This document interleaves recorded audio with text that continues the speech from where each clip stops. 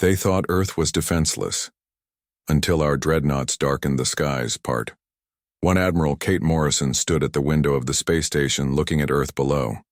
The blue planet looked peaceful from up here, but she knew that might not last much longer. The aliens had arrived 3 days ago. Their ship appeared suddenly near the moon orbit, a massive silver vessel that gleamed in the sunlight. It was beautiful and terrifying, all at once. Earth government scrambled to respond. Some wanted to attack right away. Others wanted to welcome the visitors. Kate was put in charge of the first contact team. The aliens called themselves the Vaxari. They looked almost human, except for their blue skin and 6 fingers on each hand. Their leader was tall with markings on his face that looked like stars. "We come in peace," the Vaxari ambassador said. His voice was smooth like honey. "We wish to share our knowledge with your kind." Kate did not trust them. Something felt wrong. She had spent 30 years in space defense. Her instincts were screaming at her. The aliens seemed too perfect, too rehearsed. The United Nations welcomed the Vaxari with open arms. They promised medicine that could cure any disease, ships that could travel faster, then light energy sources that would never run out. Earth leaders were excited. They saw only the gifts being offered. Kate assembled a small team she trusted. Laura Reeves was the best communications expert on Earth. Diane Taylor knew more about alien biology than anyone alive. Susan Park had military strategy skills that were unmatched. They worked in secret watching the Vaxari. "They are scanning our defenses," Susan whispered during the 3rd meeting. She showed Kate her detection device. "Every time they visit, they map our orbital stations." Kate nodded. "They never talk about other aliens. Have you noticed that? Almost like they don't want us comparing notes." When the Vaxari left Earth orbit in their shiny ship, Kate called an emergency meeting. "With the UN Security Council, we need to prepare," she warned. "They are not here for friendship. They want to take our world." Most people laughed at her. They called her paranoid. The aliens had been nothing but kind. They had shared some medical technology. Already people with cancer were being cured.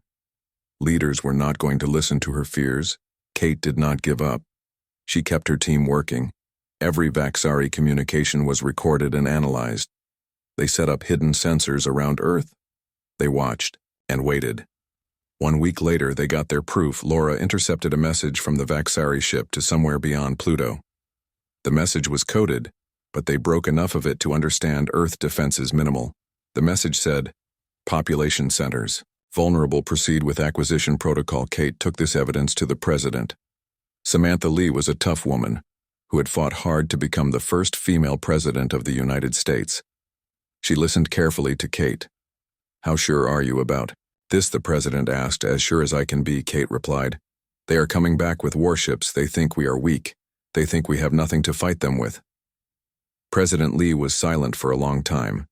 Then she pressed a button on her desk. A panel in the wall slid open, revealing a screen. A man in a military uniform appeared. "General, activate Project Nightfall," the president said. "It's time." Kate looked confused. "What is Project Nightfall?" The president turned to her. "Admiral Morrison, I think it's time you learned what we've been building for the last 15 years. You were right to be suspicious of the aliens, but you were wrong about one thing. Earth is not defenseless." The general on the screen nodded. "Understood, Madam President. Nightfall assets are being activated now. We will be ready when they return." Kate followed President Lee to a helicopter on the roof. They flew for hours, eventually landing at what looked like a normal military base in Arizona. They went underground, taking an elevator that descended for minutes. They stepped out into a massive chamber. Kate gasped. The space was enormous, bigger than 10 football fields lined up, and it was filled with ships. Not the small orbital shuttles Earth publicly used. These were massive warships, black as night, with weapon systems like nothing Kate had ever seen. "Welcome to Earth's real space program, Admiral," the president said. "This is what we built in secret," while showing the world outdated rockets and small space stations. Workers moved around the ship's. Engineers checked systems. Pilots ran through simulations on nearby computers. It was an entire hidden military operation. How many ships do we have? Kate asked, still stunned by what she was seeing. 8. Dreadnoughts complete, the president replied. 7 more nearly done plus 40 smaller attack craft. We started building them after the first alien scout ship crashed in the Arctic in 2031. Kate turned to the president. That crash was kept secret from the public. Yes, and from most of the military too. Only 12 people knew the full scope of what we found. There we reverse engineered their technology. While pretending to struggle with basic space travel, Carol Wilson approached them. She was chief engineer of the project. Her hands were rough from decades of work, her eyes sharp and intelligent. The Vaxari have no idea what they're walking into, she said with a grim smile. Kate looked at the nearest ship. It was enormous, at least a mile long. Its hull seemed to absorb light rather than reflect it. The name on its side read EDS Valkyrie, Earth Defense Ship. How did you build these without anyone knowing? Kate asked. Compartmentalization. Carol answered. No contractor knew what they were building. We assembled everything here using materials mined from asteroids by automated rigs. The public thinks those missions failed years ago. President Lee put her hand on Kate's shoulder. The Vaxari will be back in approximately 6 months. Based on their message, that gives us time to prepare the fleet and train you. Me, Kate asked, surprised. You are now in command of the Earth Defense Force, Admiral. The president said. These ships need a leader. The Vaxari think we're sheep. They have no idea we're wolves. Kate walked slowly toward the Valkyrie. Her mind racing with possibilities. The aliens thought Earth was defenseless. They had no idea what awaited them. She smiled for the first time since the aliens arrived. They would learn their mistake soon enough. The next 6 months passed in a blur of activity. Kate Morrison worked day and night to prepare Earth's hidden fleet for the coming battle. She moved into the underground base permanently. Her life became a cycle of training, strategy meetings, and ship inspections. The massive hangar was alive with constant motion. The black dreadnoughts stood in rows, their hulls drinking in the light. Engineers crawled over them like ants, making final adjustments, testing weapons systems, upgrading shields. Kate learned everything about these incredible ships. The EDS Valkyrie was the flagship, almost a mile long with 3 levels of weaponry. The main cannon could tear through 20 miles of solid rock. The engines used zero-point energy, a technology the world thought was theoretical. The ship could vanish from sensors using advanced cloaking systems. They think we have nothing, Kate said, walking with Susan Park through the hangar. Let's keep it that way until the last possible moment. Susan nodded, studying her tablet. The orbital defense platforms are perfect decoys. The Vaxari scanned them thoroughly. They think that's all we have. Kate stopped, looking up at the Valkyrie looming above them. How many pilots do we have ready? 30 fully trained. On simulators, Susan replied. Flight Commander Ellen Murphy is the best. She has 20 years of fighter experience. The ships can run with minimal crews thanks to AI integration. The secret fleet was only part of the plan. Across Earth, other preparations moved forward. Underground shelters were expanded, claiming they were for climate disasters. Military forces were strengthened under the guise of regional tensions. Industries were quietly retooled to produce parts the fleet would need. All hidden. In plain sight, Carol Wilson, the chief engineer, showed Kate the weapon systems. These are gravitational disruptors, she explained. They don't damage with heat or impact. They tear space itself. The Vaxari have nothing like them. We developed them based on theoretical papers from the crashed ship. Kate spent hours learning the capabilities of each vessel. The Dreadnoughts were the main battleships, enormous, powerful, and intimidating. The Harpy-class ships were smaller, faster attack craft designed to overwhelm enemy defenses. The support vessels carried supplies and could repair damaged ships. President Lee visited the base regularly to check progress. She met with Kate in the command center. One wall displayed a holographic map of the solar system. How certain are we about their return? The president asked. Very certain, Kate replied. Laura broke more of their communications. They have a schedule for conquest. Earth is just one target among many. They follow the same pattern each time. First, contact to assess defenses. Then the invasion fleet arrives 6 months later. The president nodded grimly. What about the technology gap? Do we have any advantages? Kate smiled thinly. They believe we just discovered nuclear fission 50 years ago. Our actual technological level has been carefully hidden. The classified Thomson-Nakamura papers on dimensional physics gave us a 100-year leap forward. They expect sheep. Susan added from her station. They will find wolves. As the months passed, the fleet grew. The final dreadnought was completed ahead of schedule. They named it EDS Nemesis. It was slightly smaller than the Valkyrie, but faster with improved weapon systems. Captain Linda Wright was assigned to command the Nemesis. She was a 30-year veteran of naval operations with a reputation for bold tactics. Kate liked her immediately. The crews trained relentlessly running battle simulations. The AI systems were tested and refined. Engineers worked around the clock fixing problems, improving systems, making the ships as perfect as possible. 1 month before the expected arrival of the Vaxari, Kate called all ship captains to a strategy meeting. They gathered in the war room, 15 men and women who would lead Earth's defense. Our intelligence suggests the Vaxari will arrive with approximately 300 ships, Kate explained, pointing to the tactical display. They will position themselves in a hemisphere above Earth, an intimidation formation meant to be visible. From the ground, Captain Heather Mills of the EDS Defiance raised her hand. Their weapons systems. What do we know? Susan brought up detailed schematics, energy-based, primarily plasma cannons and particle beams. Their shields are multi-layered but have fluctuation patterns we can exploit. Their ships are faster than ours in open space but less maneuverable in tight quarters. Kate continued. We will deploy our fleet in hidden positions. 5 dreadnoughts behind the moon, 3 more in the rings of Saturn, all cloaked. The Nemesis and Retribution will strike first, targeting their command ship. We need to take out their leadership immediately. The captains nodded, studying the battle plans Kate had developed. What about civilians? Linda Wright asked, do we evacuate major cities? President Lee answered that question. We cannot evacuate without alerting the Vaxari to our knowledge of their plans. Civilian defense measures are being implemented disguised as disaster preparedness, underground. Facilities are ready across the globe. Kate looked at each captain in turn. This will be the most important battle in human history. The Vaxari believe we are primitive and defenseless. They have conquered dozens of worlds this way. They are overconfident. That is our greatest advantage. The final weeks were a frenzy of activity. The ships moved into position, traveling under cloak to avoid detection. The crews said goodbye to their families with cover stories about military exercises. Kate barely slept, checking and rechecking every detail. 3 days before the expected arrival, Kate moved her command center to the Valkyrie. She would direct the battle from the flagship.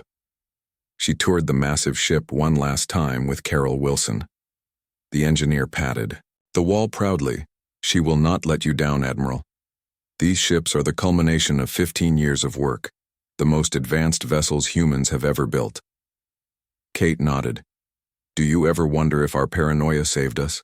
After the Roswell incidents, governments agreed to keep advanced technology secret. The public face of space exploration remained deliberately slow, while behind closed doors we raced forward. Carol laughed softly. The Vaxari have no idea what awaits them. They scan our visible defenses and see only primitive satellites and small stations. They cannot detect what we keep hidden. The final hours before the expected arrival were tense. The crew of the Valkyrie moved with quiet efficiency.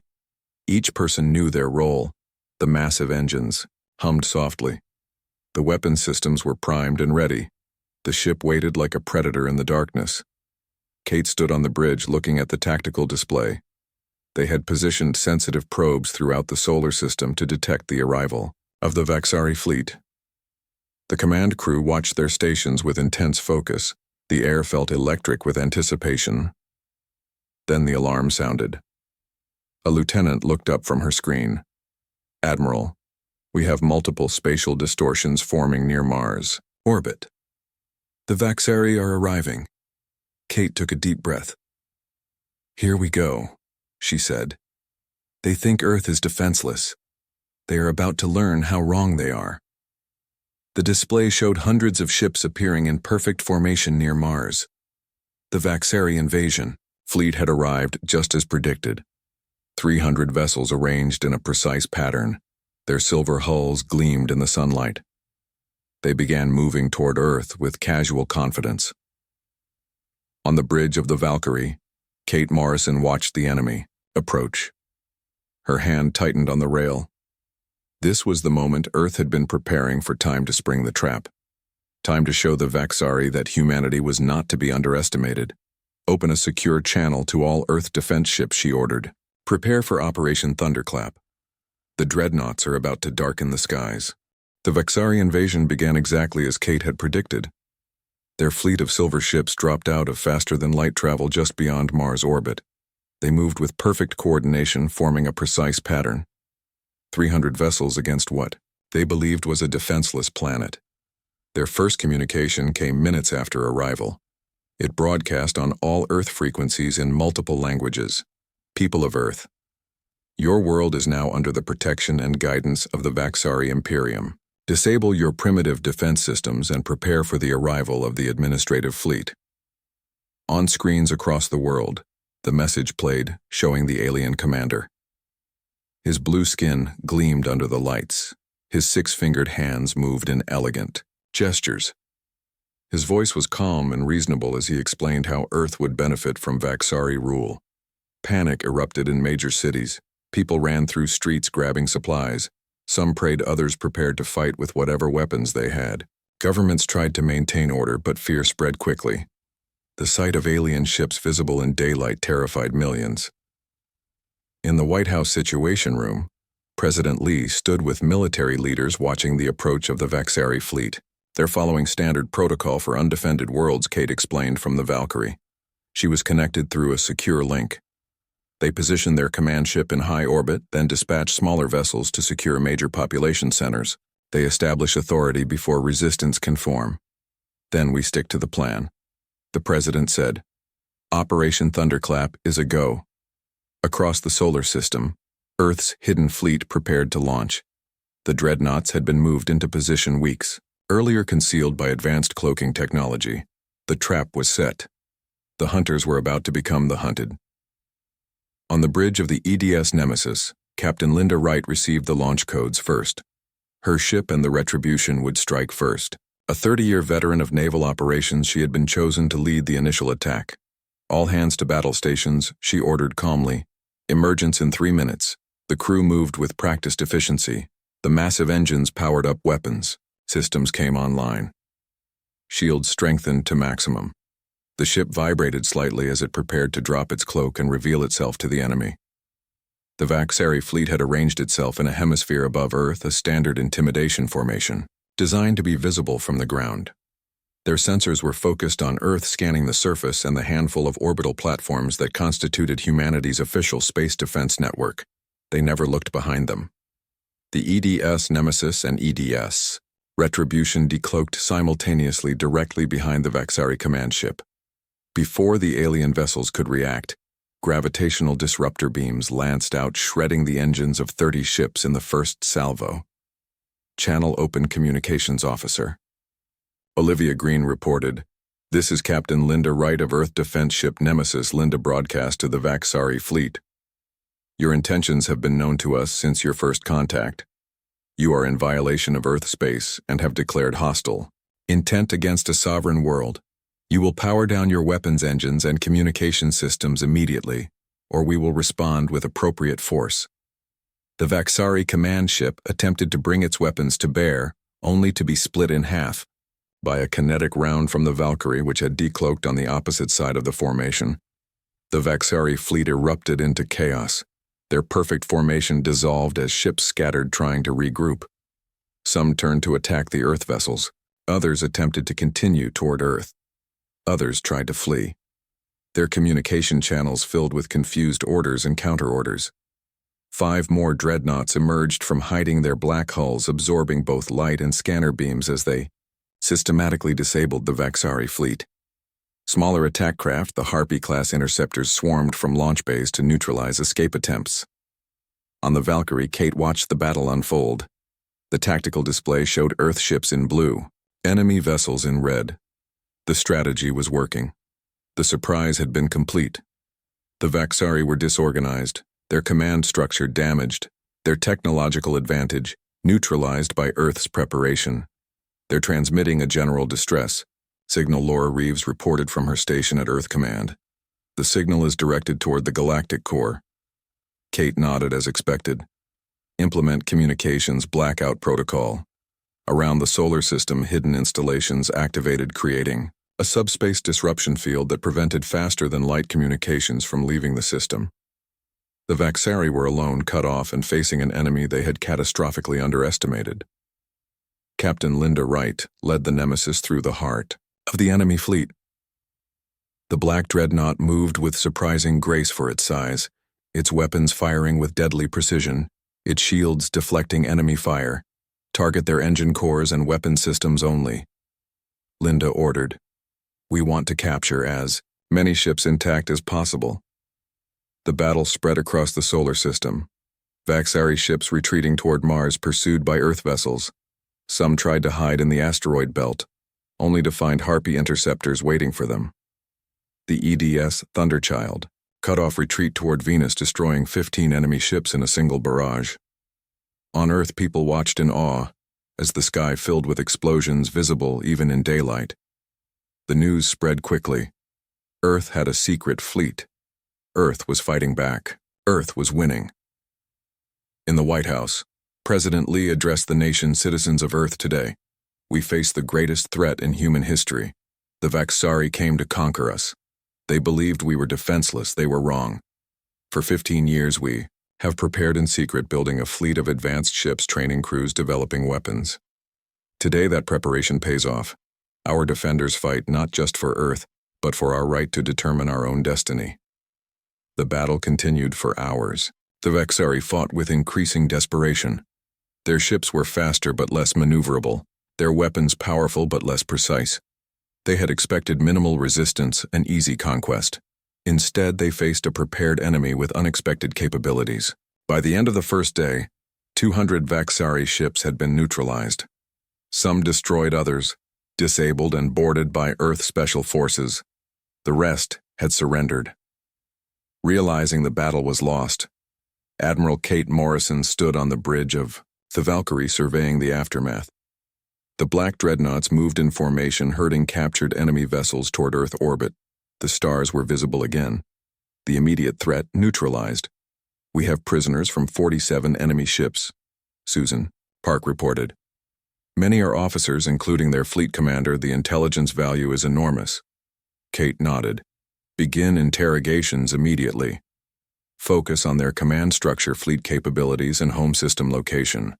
I want to know everything about the Vaxari Imperium. The Earth fleet regrouped in high orbit, the ships showing battle damage but none lost. The crews exhausted but triumphant. It was a victory beyond what anyone had dared hope for. The invaders defeated. Their technology captured, their threat eliminated, or so it seemed.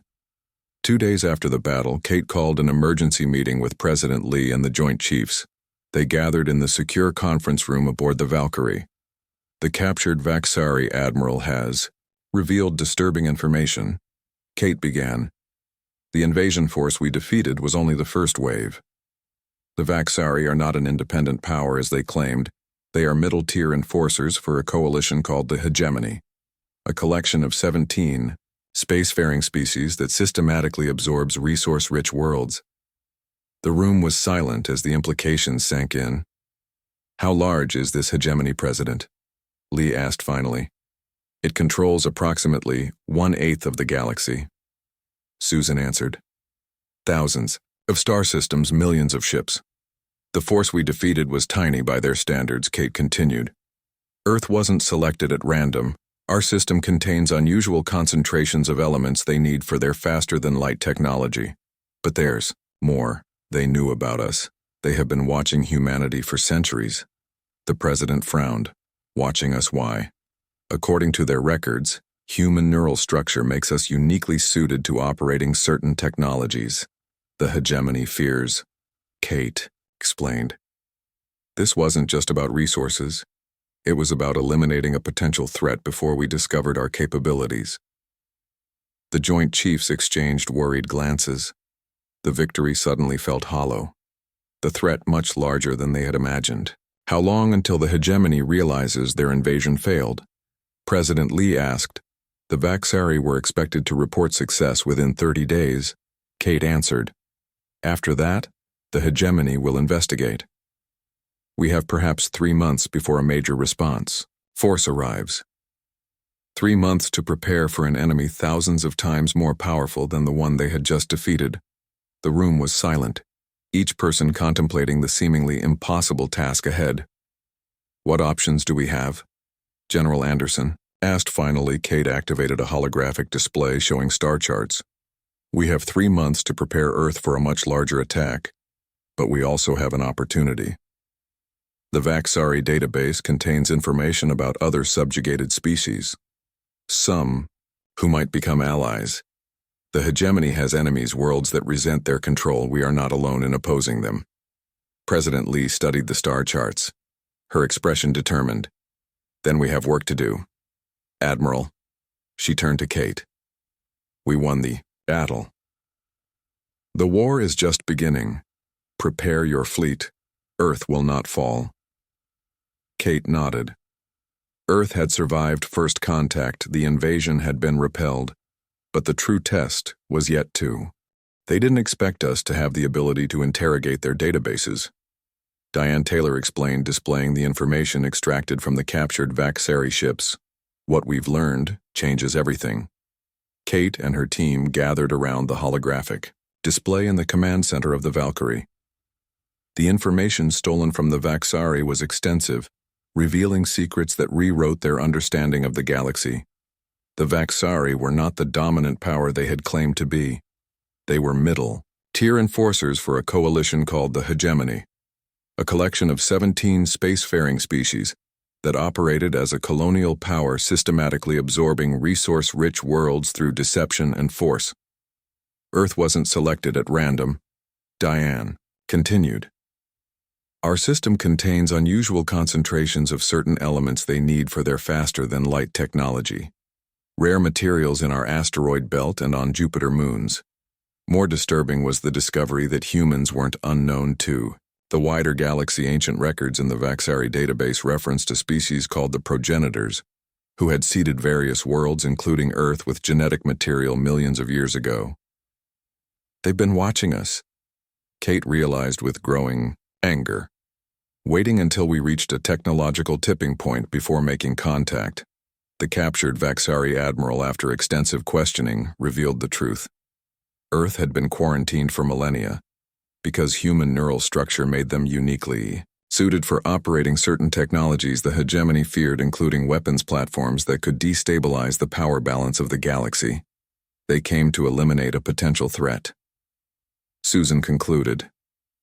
This wasn't about resources. It was about removing us from the equation before we discovered our potential. President Lee faced the hard reality: Earth couldn't return to isolation. The failed invasion would bring consequences. The hegemony would send a larger force once they realized their initial attack had failed. How long do we have? She asked. The Vaxari were expected to report success within 30 days. Kate answered. After that, the hegemony will investigate. We have perhaps 3 months before a major response force arrives. In those 3 months, Earth underwent a transformation. The existence of the Dreadnoughts was revealed to the public. Global manufacturing shifted to war production. The captured Vaxari ships provided valuable technology that was quickly integrated into the next generation of Earth vessels. 15 new Dreadnoughts were rushed to completion. Their designs improved based on lessons learned in the first battle. Thousands of volunteers signed up to crew the expanding fleet. Training programs ran. Day and night simulator pods operated constantly, preparing pilots and engineers.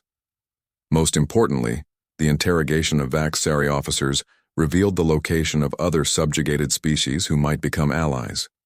Races who had been conquered and who might rise up if given the opportunity.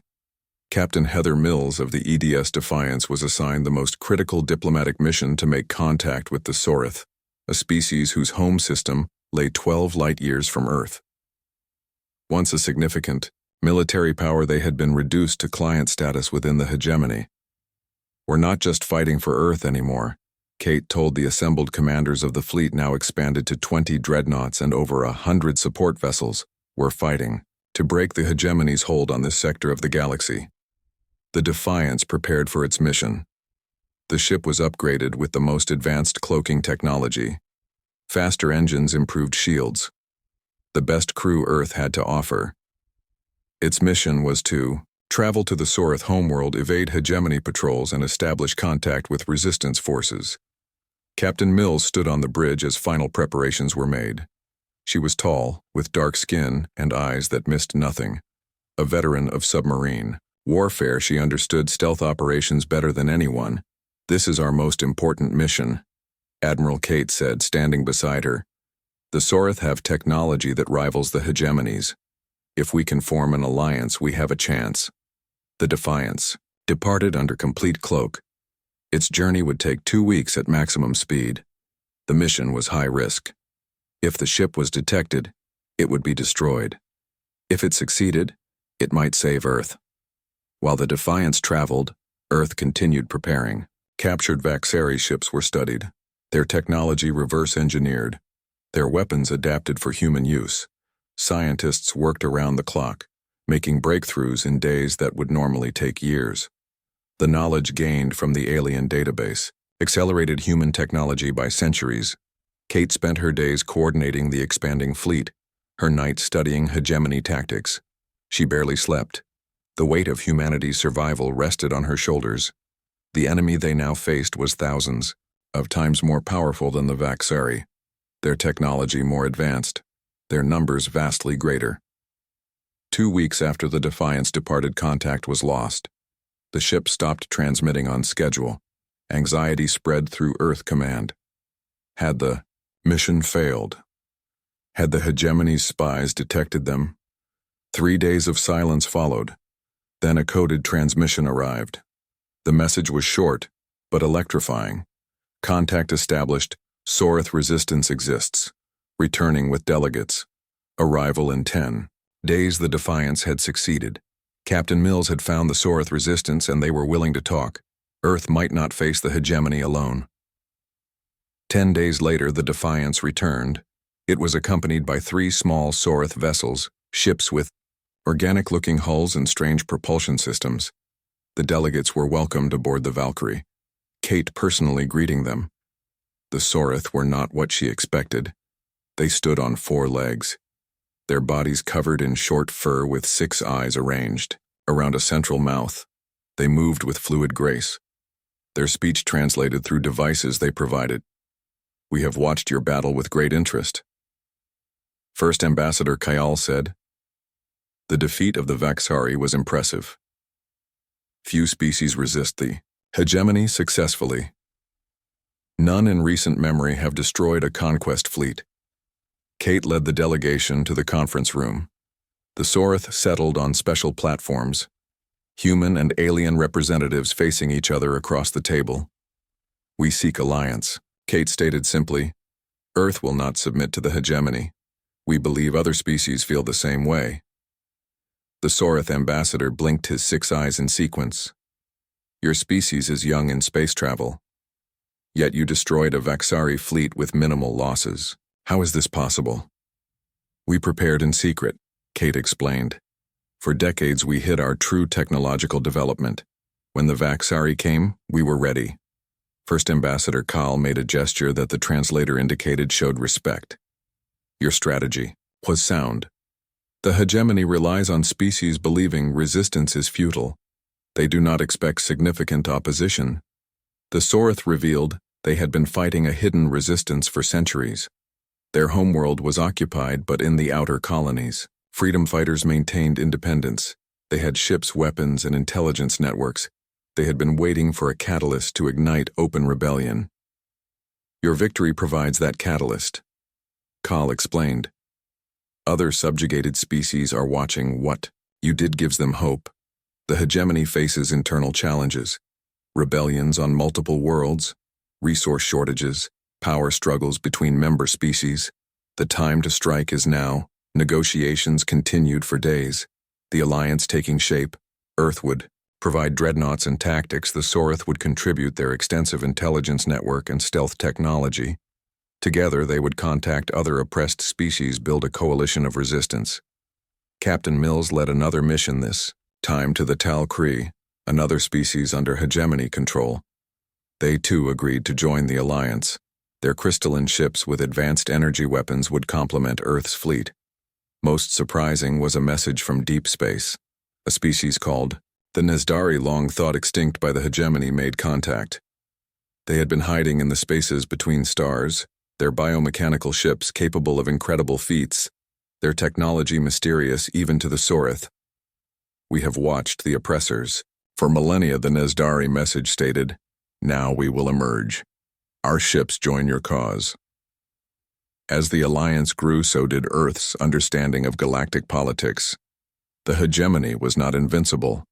It maintained control through fear and deception-making. Each subject species believed they were alone in their subjugation. The truth was spreading. Rebellion was growing. 2 months after the defeat of the Vaxari fleet, long-range sensors detected hegemony scout ships entering the solar system. The response: force was coming. Earth had to be ready. In her quarters aboard the Valkyrie, Kate reviewed the final battle plans.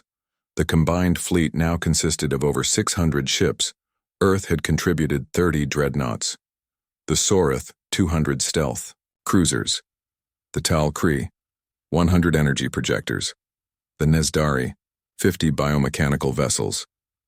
An impressive force, but still outnumbered by the coming hegemony armada. Kate couldn't sleep. She stood at the window looking at Earth below, beautiful and fragile. The planet that had given birth to humanity. Now threatened with destruction or enslavement, she had done everything possible to prepare. The rest was up to fate and the courage of the allied species. A soft chime alerted her. Admiral Susan Park spoke through the comm system. "The hegemony fleet has been detected. They will arrive in approximately 12 hours. Kate took a deep breath. It was time. The final preparations began. The Allied fleet moved into position. Earth cities went dark. Under blackout protocols, civilian populations moved to underground shelters. From her command position on the Valkyrie, Kate addressed the combined fleet crews, their faces human. The hegemony response force arrived with overwhelming numbers. Over 1,000 ships dropping out of FTL travel at the edge of the solar system. Their vessels varied in design, reflecting the different species of the coalition. Some were enormous, city-sized platforms. Others sleek predatory craft. All were heavily armed. All were coming for Earth. Their message was broadcast across all frequencies in multiple languages. "We are the hegemony. Your resistance to our authority is noted. Your destruction of Vaxari forces requires punishment. Surrender Earth immediately or face extinction. No further communication will be accepted." Kate watched from the bridge of the Valkyrie as the enemy fleet formed up. The tactical display showed their numbers, their weapons signatures, their formation. It was intimidating, but Earth was not alone anymore. As the hegemony fleet began their attack run, spatial distortions appeared throughout the system. The Sorith arrived first. 300 warships under the command of their liberation government, their organic-looking vessels taking position around Jupiter. Then came the Tal Kree, another subjugated species who had risen up when word of Earth's victory spread. Their crystalline ships glittering in the sunlight as they formed a defensive line near Mars. 100 vessels with advanced energy weapons. Finally, most surprisingly, a fleet of biomechanical ships belonging to the reclusive Nezdari, a species long thought extinct, joined the defensive line, their vessels looking almost alive, pulsing with strange energies that sensors could barely detect. Captain Heather Mills had succeeded beyond all expectations in her diplomatic mission. Earth's resistance had become the catalyst for a full-scale rebellion against the hegemony. The Allied fleet gathered around Earth, the black dreadnoughts in the center of the formation, the combined force impressive but still outnumbered by the hegemony armada. "Open a channel to the hegemony flagship," Kate ordered from her command position on the EDS Valkyrie, which now served as the Alliance's command center. "This is Admiral Kate Morrison of the Earth Defense Force. Your subjugation of sovereign species ends today. The Vaxari told us you can't be negotiated with, so we're not here to negotiate. We're here to liberate." The hegemony commander, a member of the Shintar species, appeared on screen, his multiple eye stalks rigid with anger. "Your primitive world has no concept of the forces you're interfering with. The hegemony maintains order across 3 spiral arms of the galaxy. Your defiance will be crushed as an example to others." Kate smiled coldly. "Look around you, Commander. Your order is already crumbling, but we're willing to offer terms. Withdraw from the territories of all allied species represented. Here acknowledge their sovereignty, and we won't pursue you beyond those boundaries." "Impossible," the commander hissed. "I thought you might say that," Kate replied, "which is why we've already dispatched vessels carrying evidence of your defeat at Earth to every subjugated world in your territory. The rebellion doesn't end here, even if you somehow defeat us." The hegemony commander cut the transmission. The enemy fleet accelerated toward Earth, their weapons powering up, their shields strengthening. The battle was inevitable. Kate turned to her tactical officer. "Battle Plan Omega. Begin." The Allied fleet moved with perfect coordination, each species taking their assigned role, the Earth Dreadnoughts forming the spearhead of the attack, the Sorith vessels using their stealth technology to flank the enemy, the Tal Kree ships providing covering fire with their energy weapons, the Nezdari biomechanical craft protecting against electronic warfare. The battle that followed was the largest space engagement in recorded history. The hegemony's technological advantage was offset by the combined tactics of the Alliance fleet. The fighting spread across the entire solar system. The first day saw heavy fighting. The hegemony targeted Earth's dreadnoughts, recognizing them as the greatest threat. The Valkyrie led a squadron straight into the enemy center, its gravitational weapons tearing apart enemy shields, its kinetic cannons punching through armored hulls. Captain Linda Wright on the Nemesis executed a daring maneuver, diving beneath the enemy formation and emerging in their rear, her ship destroying 30 enemy vessels before they could respond. The Black Dreadnought, moving like a predator among prey. The Sorith used their stealth technology to devastating effect, their ships appearing without warning, firing and vanishing again. The hegemony commanders growing frustrated, unable to target the ghost-like vessels. The Tal Kree formed a defensive line protecting Earth, their crystalline ships absorbing enemy fire and returning it amplified, their energy beams cutting through hegemony ships like light through glass. The Nezdari proved the most mysterious and effective. Their biomechanical ships seemed to predict enemy movements, their strange weapons bypassing shields completely, their defenses adapting to each attack. Kate coordinated it all from the Valkyrie. The tactical display a storm of movement, as hundreds of ships engaged in combat across the solar system. She had prepared for this battle, studied hegemony tactics. Now she put that knowledge to use, directing the Allied fleet with precision. By the end of the first day, the hegemony had lost 200 ships. The Alliance losses were significant as well. The EDS Thunderchild destroyed with all hands. 3 Sorith cruisers lost, multiple Tal Kree vessels damaged. The second day saw the hegemony change tactics. They concentrated their forces targeting one section of the Alliance fleet at a time. Kate responded by implementing Battle Plan Delta, the dreadnoughts forming a sphere around Earth, each ship covering the others. The Sorith and Tal Kree using hit-and-run attacks, the Nezdari jamming enemy communications. The fighting was brutal. Ships exploded in silent flashes. Debris spread across space. Crews fought desperately to save damaged vessels. Pilots executed maneuvers that pushed their ships to the breaking point. On the third day, the hegemony commander attempted a new strategy, a concentrated push toward Earth with their largest vessels. The planet itself threatened civilian shelters, reporting the massive ships visible in the sky, their shadows darkening cities below. "This is what we prepared for," Kate told her captains. "All dreadnoughts implement Thunderclap protocol." The Earth dreadnoughts moved in perfect formation, their black hulls absorbing both light and scanning beams. They positioned themselves between the hegemony fleet and Earth-20 massive vessels in a line stretching across space, their weapons powering up simultaneously. Fire. Kate ordered. The combined firepower of 20 dreadnoughts released at once was unlike anything seen in the galaxy. The gravitational weapons distorted space itself. The kinetic cannons fired projectiles at near light speed. The energy beams cut through enemy shields like they didn't exist. The hegemony main force was decimated, their largest ships torn apart, their formation shattered, their advance halted. The dreadnoughts had literally darkened the skies above Earth as they moved into position. Now they darkened space with the destruction of enemy vessels. The hegemony fleet attempted to regroup, but the Alliance pressed the advantage. The Sorith attacked from behind, the Tal'Kree from the sides. The Nezdari disabled their communications. The dreadnoughts pushed forward, relentless in their assault. By the end of the third day, the hegemony fleet was in disarray, their losses mounting, their coordination failing, their advantage in numbers dwindling. On the fourth day, with over 60% of their ships lost, the hegemony commander requested terms. Kate received the transmission on the bridge of the Valkyrie. "You have proven more formidable than anticipated." The Shintar commander said, his voice subdued. "We will withdraw from this system." Kate shook her head. "Not enough, Commander. We want the liberation of all Alliance member worlds.